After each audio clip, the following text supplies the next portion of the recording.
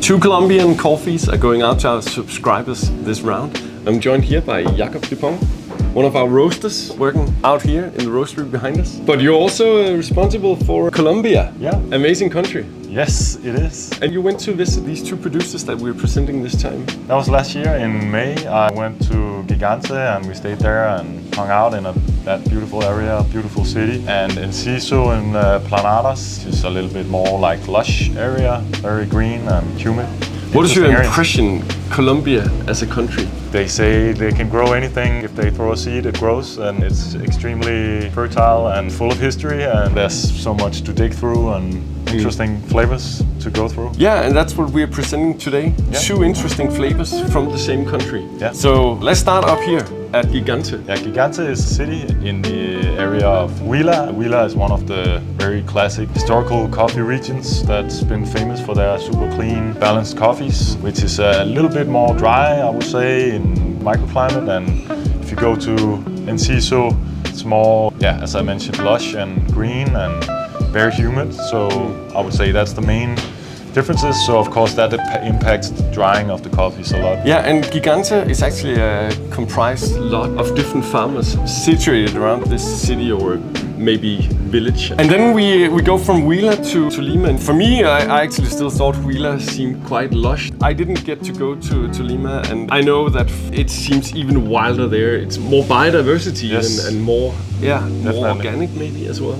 Yeah, there's a bit more organic coffee grown there, and this is close to the town of Planadas. That area is just super green, very humid, just extreme conditions for all of it. There's so many fruits grown all over. Nice. Also in Huila, of course, but it's just so much more intense here. And this coffee is called Enciso, after Edith Enciso. We stuck with the Enciso name for many years because that was the first connection we had with Edith, and she's been in Cup of Excellence since 2006 and been a high quality producer for many years. I'm getting coffee thirsty. Let's brew these up. Yeah, let's get into as a cupping, and then we're gonna taste them a little bit more. Yes.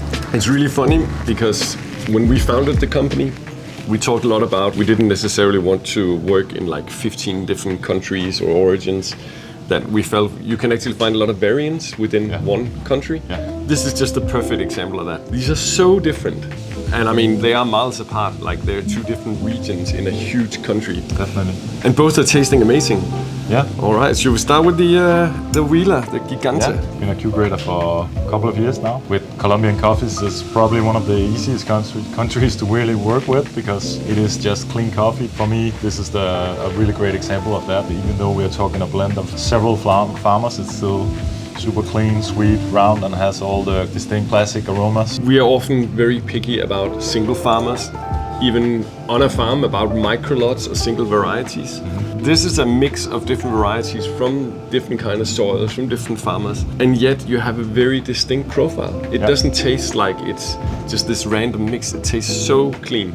Yeah. And when we say clean, maybe we should explain what that means as well. Clean might sound weird for those of you who don't know about it, but clean is basically how many defective beans are in there.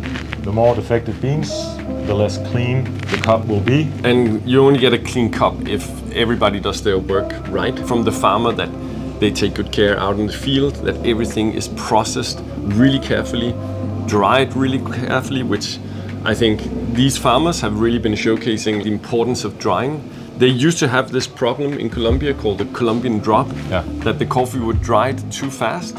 So they would taste great upon arrival, but a couple of months in, they would just drop in quality. They would start to taste really woody. Yes. And these farmers really fixed that over the last 10 years, maybe 15 years. Yeah. They really worked so much on controlling the drying, slowing it down. They have this rigorous drying protocol, moving coffee in different stages and having these big tents to protect them from sunlight and control airflow and everything. And the result is just that you can really taste what happened out in the field rather than any mistakes at any point later.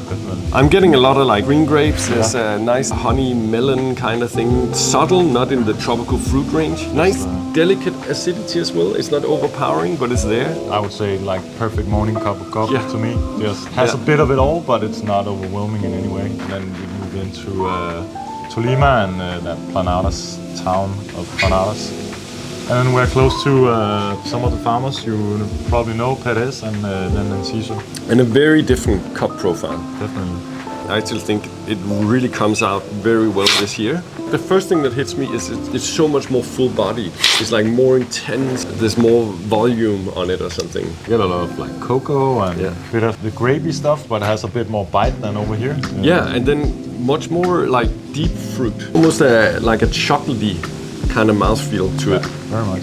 Chocolatey, cocoa, and cane sugar they're talking about in all these shades. Also maybe like a limey acidity or something like that. But it's funny with the sweetness as well. It's really lingering sweetness. You have this aftertaste. It really feels like you just ate something like either sweet fruit or something with like honey in it. And I feel like this is a coffee that has many layers as well. Like as it cools down, you'll start to find different things. Both of these are going to be fun as espresso. I think this one will, be a very mild, balanced, sweet espresso, very enjoyable. Here you can definitely kind of push it, get more body out, play around a little bit more with this one as well. Yeah, I'm sure you're gonna enjoy these two coffees. So we'd love to hear back from you. Did you have a favorite? Was there anything interesting? Is there anything you'd like to know more about? Please let us know in the comments. Thanks a lot for joining me today, Jacob. Thank you. Thanks for roasting these coffees as well. Yeah, you're so welcome. Yeah, and thanks for watching. Take care.